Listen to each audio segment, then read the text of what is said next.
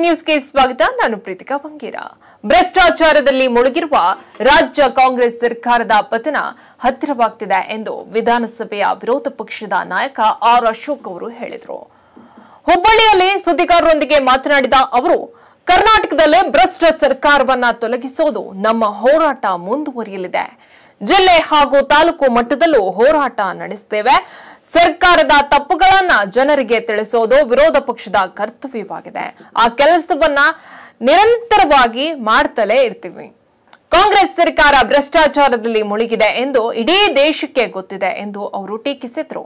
ಇನ್ನು 12 ದಿನಗಳಲ್ಲಿ ರಾಜ್ಯದಲ್ಲಿ ಬಿಜೆಪಿ ಸದಸ್ಯತ್ವವನ್ನ 1 ಕೋಟಿ ಗುರಿ ಮುಟ್ಟಬೇಕಿದೆ.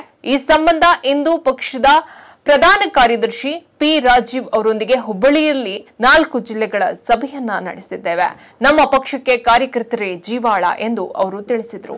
ಹೆಚ್ಚಿನ ಅಪ್ಡೇಟ್ಗಾಗಿ ನೋಡ್ತಾರೆ ನೆಕ್ಸ್ಟ್ ನ್ಯೂಸ್ ಕನ್ನಡ. ವಂದನೆಗಳು.